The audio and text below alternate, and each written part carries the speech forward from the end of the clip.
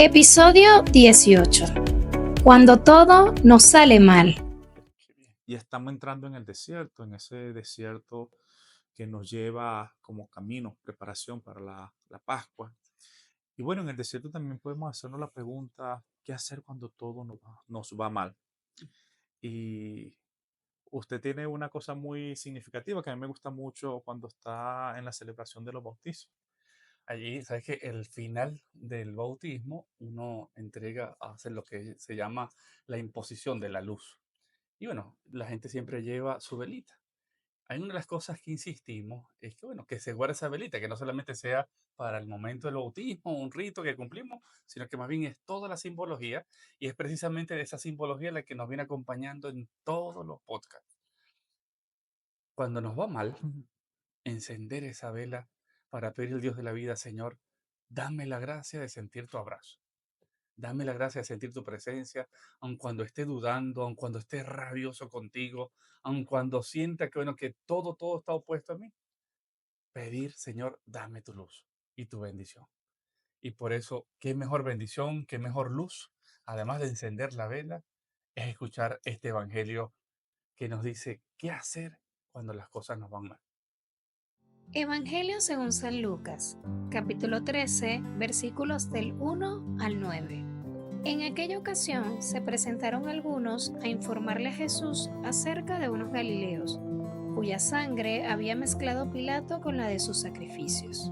Jesús contestó: ¿Piensan que aquellos galileos sufrieron todo eso porque eran más pecadores que los demás galileos?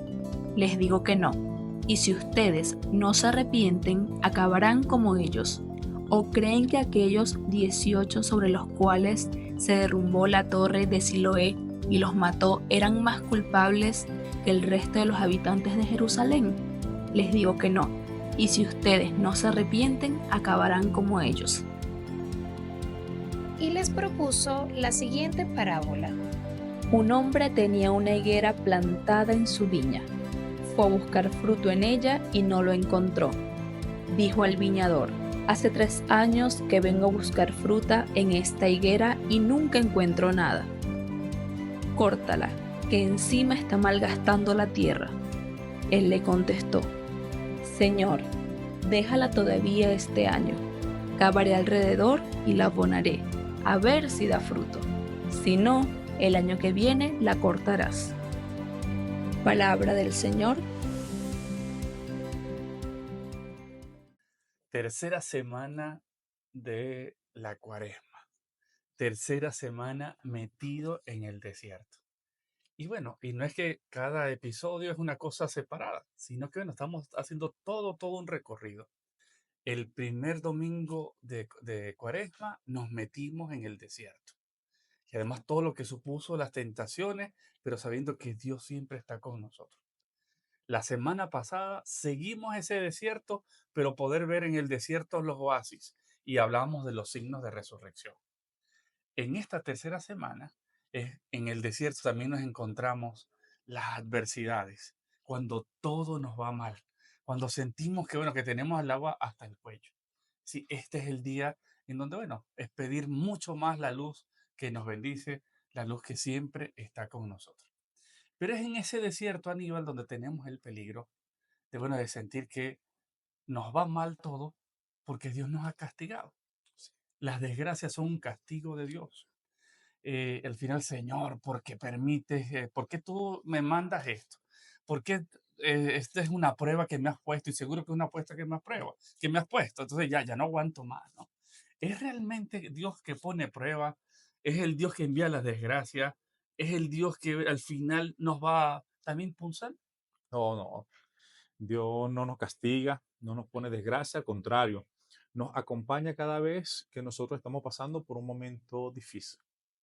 Eh, Hay una cosa que a mí me llama mucho la atención del padre José Luis Sicre que aprendí contigo, y el padre José Luis Sicre va a decirnos que hay 3 momentos, hay 3 modos de morir, 3 modos de desgracia.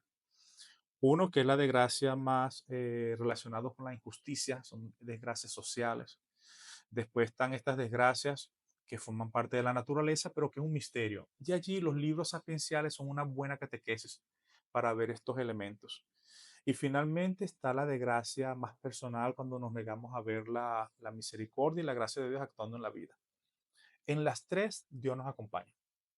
Y ahí está la clave, ahí es donde está la clave, porque es muy distinto poder caminar el desierto de la vida sintiendo que Dios nos envía el castigo, que Dios nos envía la prueba. A decir que, bueno, que es Dios el que está conmigo cuando la vida me prueba. La diferencia es muy grande. Y es cuando siento que Dios está conmigo, Señor, dame la gracia de sentir tu abrazo.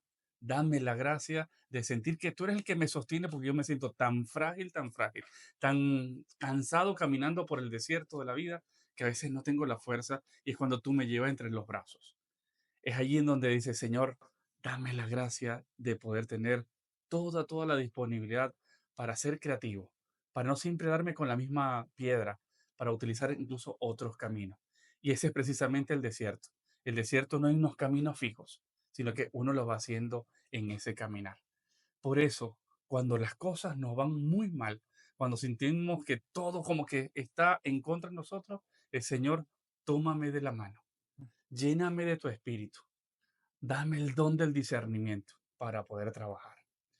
Y en estas tres cosas que tú dices de las desgracias de la vida, la primera que aparece es esas desgracias sociales, políticas, económicas, cuando sentimos que el contexto es tan adverso, que lo primero que nos provoca es tirar la toalla, es ser impulsivo. Y es donde aparece aquí en la lectura de hoy, donde dice, se presentaron algunos a informarles acerca de unos galileos cuya sangre había mezclado Pilato con la de su sacrificio. ¿A qué hace referencia esta desgracia? ¿Qué tiene que ver incluso con nosotros hoy? Sí, mira, hay varias posturas con respecto a esto. Que si Pilato tenía un lugar para la distracción de las personas y mataban allí a algunas personas, que si fue al templo y mató allí a los judíos. Son posturas. Lo que queda claro es que el poder político de ese momento ha sacrificado, ha asesinado a un grupo de personas, de judíos. Pero no solo esto, sino que Flavio Josefo nos va a relatar cómo no solo Pilato, sino varios personajes con algún tipo de poder han hecho esto. Para mantener el poder han sacrificado vidas y vidas incluso no, por lo general vidas inocentes. Por ejemplo, el cristianismo. El cristianismo tuvo que padecer a Nerón, al emperador Claudio, al emperador Calígula, al emperador Domiciano. Fueron persecuciones, momentos de dificultad, fue acusarlos de circunstancias o situaciones que a ellos no les favorecía y eso traía tras de sí pues la muerte de gente inocente. Entonces ahí vemos cómo el pecado social, las ansias de poder, el querer dominar a otros puede llevar a desgracias, pero no es Dios, son decisiones del ser humano que están allí detrás de estas situaciones. Aníbal, la gente es testigo de ver estas masacres, estas situaciones muy duras, esto que al final nos hace callar muchas veces, ¿no? ¿Cómo se sentía la gente? ¿Qué expresaba la gente en ese momento? ¿Cuáles eran las típicas actitudes de la gente ante eso? ¿Sentía que, bueno, que pasaba de cualquier forma o realmente hacía mella en su vida, en su espíritu? Sí. Eh, Hace una semana estuvimos hablando de dos autopistas de cómo vivir el desierto. Está la de Jesús, que, bueno, ver el paso de Dios por la vida. Estaban la de los discípulos que querían negar la situación que estaban viviendo y que hacen un sueño. Hoy pudiéramos ver otro modo. Por un lado estaban aquellos que respondían a la violencia con violencia. Y estaba la situación de los cristianos que seguían luchando de manera resiliente contra estas situaciones y fueron los que pasaron a la historia. Con perseverancia e insistencia fueron afrontando estas situaciones que le presentaron estos personajes de la historia. Y creo que hoy nos da otro elemento importante en cómo caminar en el desierto. Muy bien lo has dicho tú, la semana pasada aparecían los apóstoles que, bueno, que al final huían, se llenaban de sueños, hagamos tres chozas, el miedo que nos paraliza. Ahora más bien es llenarnos de mucha negatividad, ¿sí? Verlo todo negativo, con toda desesperanza. No vemos luz por ningún lado. Y bueno, además sentimos que todo es castigo de Dios. Allí es donde prender la vela, Señor, dame tu luz. Sí me siento mal, siento que veo todo negro. Dame la gracia de poder experimentar tu luz, porque siempre te manifiesta, tu luz se manifiesta a través de personas, a través de gestos, a través de oportunidades, a través de puertas que se abren que uno jamás se imagina. Sí. Segunda desgracia que aparece en la lectura de hoy, las desgracias naturales.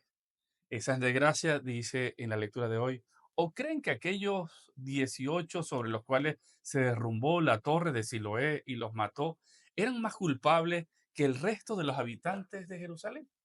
¿Es Dios el que envía las desgracias naturales? Sí. Aquí Jesús le va a responder a sus interlocutores de un modo muy significativo. Aquellos presentan un caso concreto, un caso que acaba de ocurrir o que está presente en ellos y una desgracia más bien política.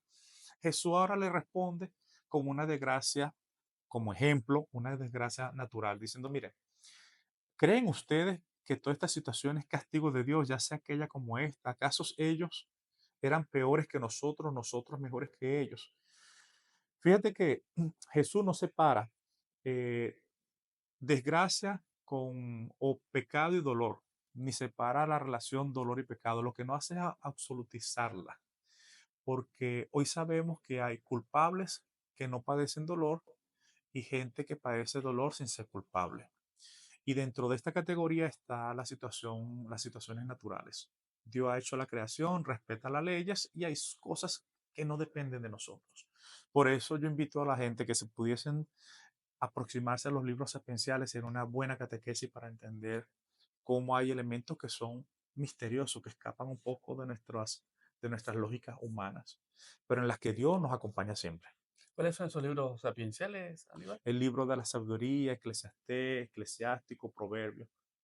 ¿Y Salmos. qué bellezas tienen eso que nos los propones en este momento? Porque son libros que desde la perspectiva humana, es decir, antropológicamente, uno de los grandes temas que ellos tratan de explicar es el sufrimiento humano en esta historia. Cómo responder al sufrimiento humano, cómo entender el sufrimiento humano en esta historia.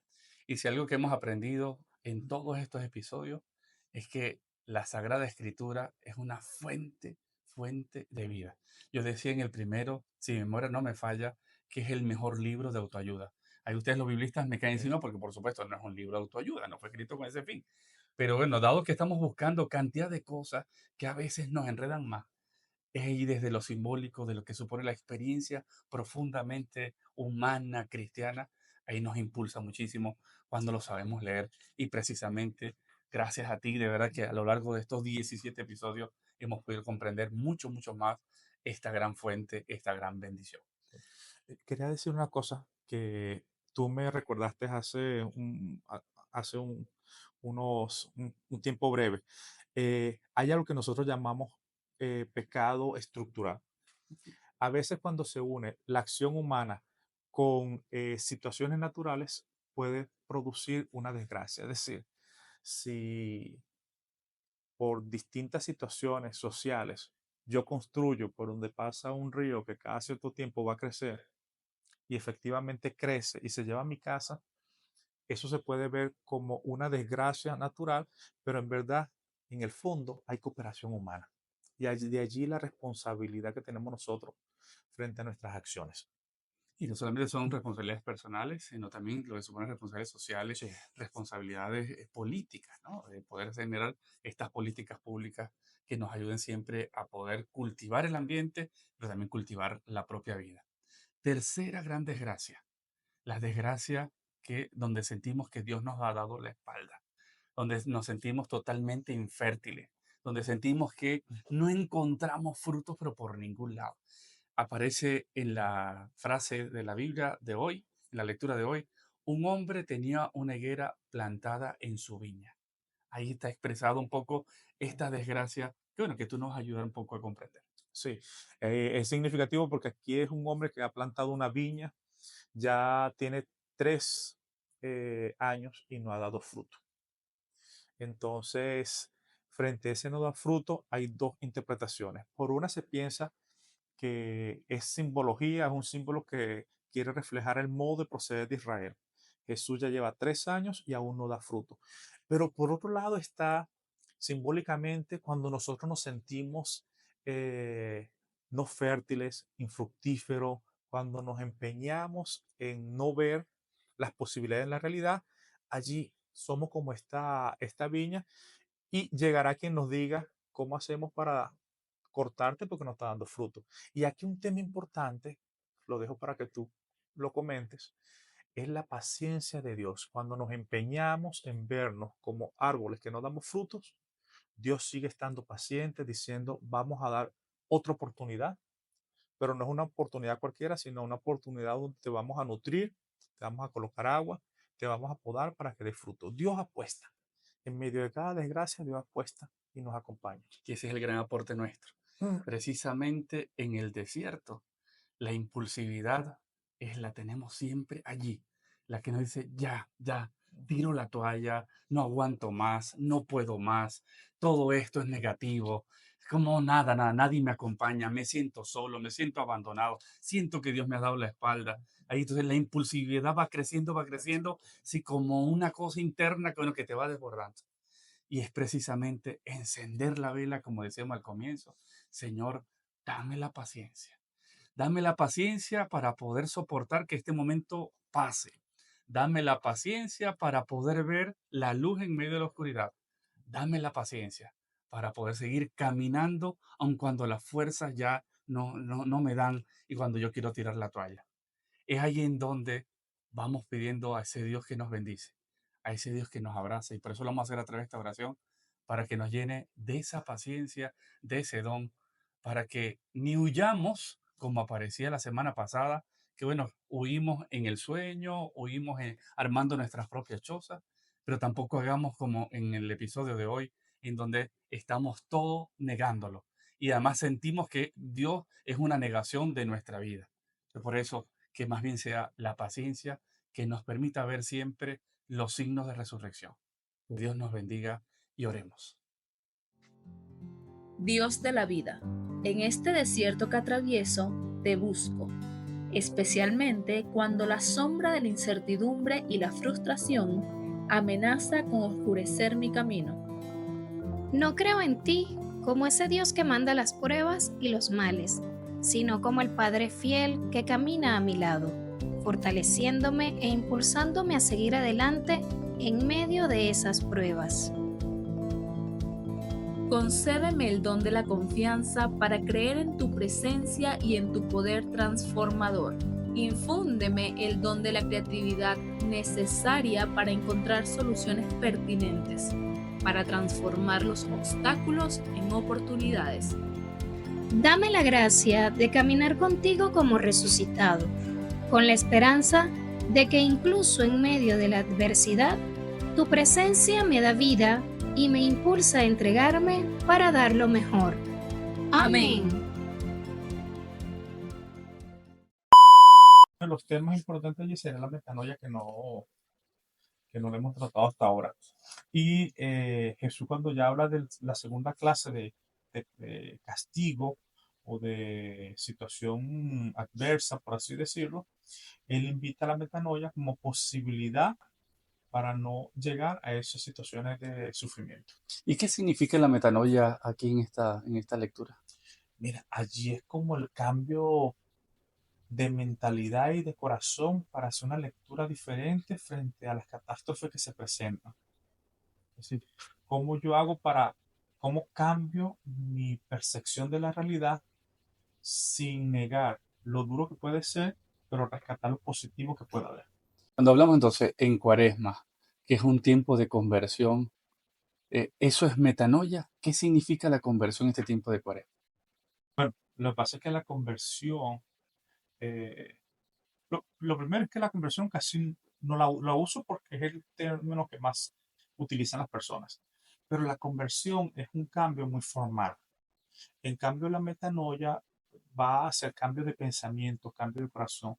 Y en esta cuaresma, pues nosotros diríamos que teniendo un contexto tan adverso y tan difícil, por un lado, ¿Cómo cambio para no producirme catástrofe yo solo?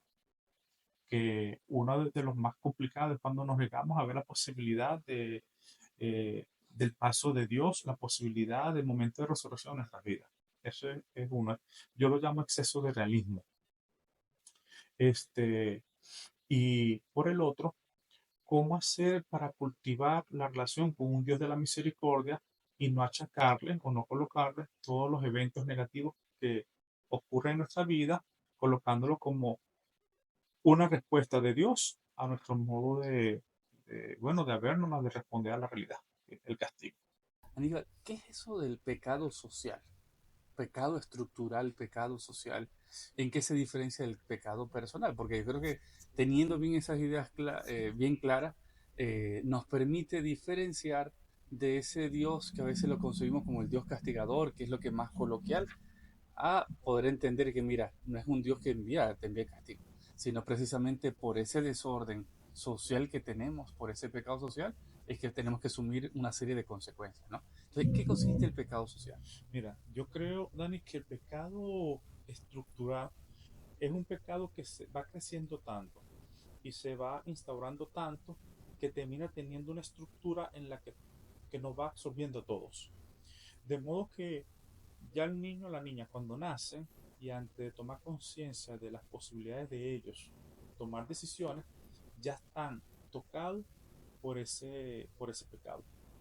Es decir, al niño que en la familia se le dice no mienta, pero ve que sus padres o sus familiares están mintiendo, ya están tocando a ese niño una estructura de pecado que nos hace a veces participar casi todos, si no todos. Y ahí entonces, cuando escuchamos con mucha frecuencia, una bala perdida mató a un niño. ¿Eso lo permitió Dios? No, forma parte del pecado estructural.